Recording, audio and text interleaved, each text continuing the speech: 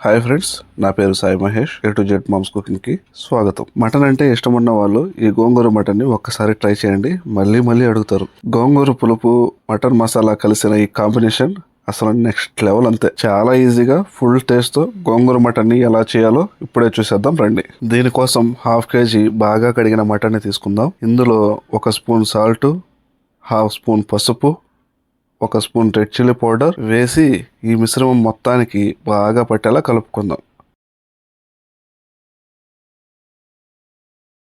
చూడండి, బాగా కలిసింది కదా. దీన్ని 1/2 అవర్ పాటు అలా పక్కన పెట్టుకుందాం. దీనికోసం గోంగూర 1 కట్ట తీసుకున్నానండి. ఈ గోంగూరని కాడలు లేకుండా ఒలుచుకుందాం. చూడండి, ఇది మొత్తం 1 పిడికిలంత వచ్చింది. దీనికి ఎర్ర గోంగూరని మాత్రమే తీసుకోవాలి. ఈ విధంగా తొడల దగ్గర ఎర్రగా ఉంటుంది, దీనిని మాత్రమే తీసుకోవాలి. ఒక ప్యాన్ తీసుకుని స్టవ్ని సిమ్లో ఉంచి 1 పట్ట, 6 మొగ్గలు, 1 యాలుక, కొద్దిగా ధనియాలు, కొద్దిగా జీలకర్ర, కొద్దిగా మిరియాలు, వీటన్నిటిని దోరగా వేయించుకుందాం.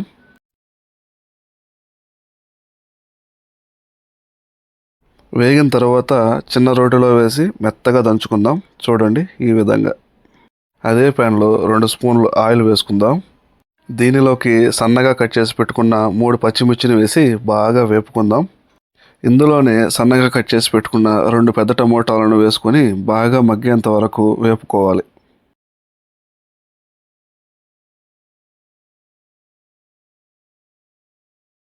ముందుగా ఒలుచుకున్నాం కదా, ఆ గోంగూరని ఇందులో వేసుకుందాం. ఇందులో 1 స్పూన్ సాల్ట్ వేసి ఇప్పుడు కొద్దిసేపు మూత వేసి ఉడికించుకుందాం. కొద్దిసేపటి తర్వాత మూత తీసి చూస్తే ఇలా ఆకు బాగా వాడిపోయి ఉంటుంది. ఒకసారి గరిటెతో అలా కదిపి చూద్దాం.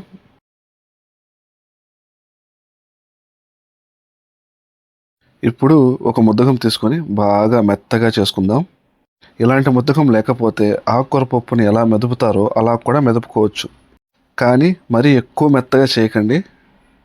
దీనిని 2 నిమిషాల వరకు గరిటెతో కదుపుతూ వాడ్చుకుందాం. అంతేనండి, గోంగూర రెడీ అయిపోయింది. దీన్ని పక్కన పెట్టుకుందాం. ఇప్పుడు కుక్కర్ని తీసుకొని అందులో 2 స్పూన్లు ఆయిల్ వేసుకుందాం. ఇందులోకి సన్నగా కట్ చేసుకున్న 2 ఆనియన్స్ని వేసుకుందాం. ఇవి బ్రౌన్ కలర్లోకి వచ్చేంత వరకు వేయించుకుందాం. 2 స్పూన్ల వరకు అల్లం పేస్ట్ని వేసి పచ్చివాసన పోయేంత వరకు వేయించాలి.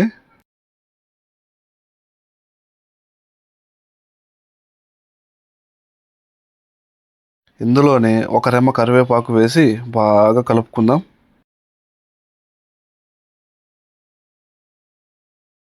ముందుగా తీసి పెట్టుకున్న మటన్ని ఇందులో వేసి కొద్దిసేపు బాగా అలా కలుపుకుందాం.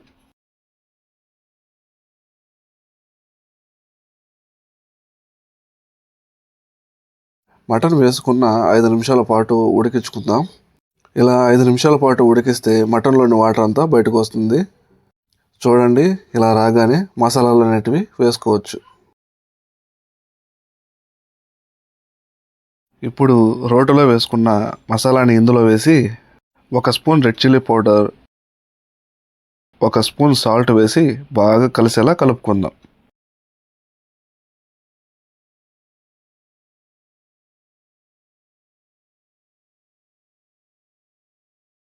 తరువాత 2 గ్లాసుల వాటర్ని ఇందులో వేసుకుందాం. ఈ మిశ్రమాన్ని బాగా కలిపి మూత వేసి విజిల్ని పెట్టుకుందాం.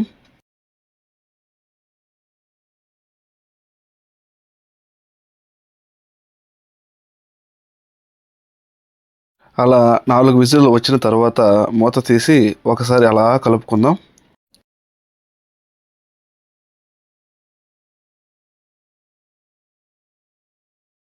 చూడండి, మటన్ ముక్క ఎంత బాగా ఉడికిందో.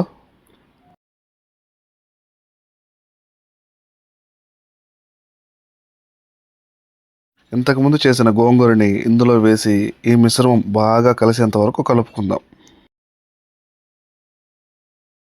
ఇక్కడ సాల్ట్ కారం సరిపోయిందో లేదా ఒకసారి చూసుకుందాం.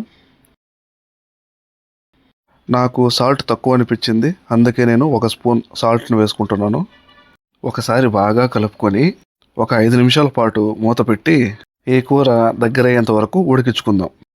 చూడండి, ఇందులోని వాటర్ బాగా ఇంకిపోయింది, కర్రీ కూడా బాగా దగ్గరకు వచ్చింది. ఇదిగో చూడండి, గోంగూర మటన్ రెడీ అయిపోయింది. మటన్ ఎంత సాఫ్ట్గా ఉందో, మసాలా కూడా అట్టే పట్టేసింది. ఇంతేనండి, దీన్ని ఒక బౌల్లోకి తీసుకొని సర్వ్ చేసుకుందాం. వేడి వేడి అన్నంలోకి ఒకసారి కలిపి తింటే ప్లేట్ ఖాళీ అవ్వాల్సిందే. నాకైతే చాలా బాగా నచ్చింది. మీరు ఒకసారి ట్రై చేసి కామెంట్ చేయండి. ఈ వీడియో నచ్చినట్లయితే లైక్ చేసి సబ్స్క్రైబ్ చేసుకోండి. Thanks for watching.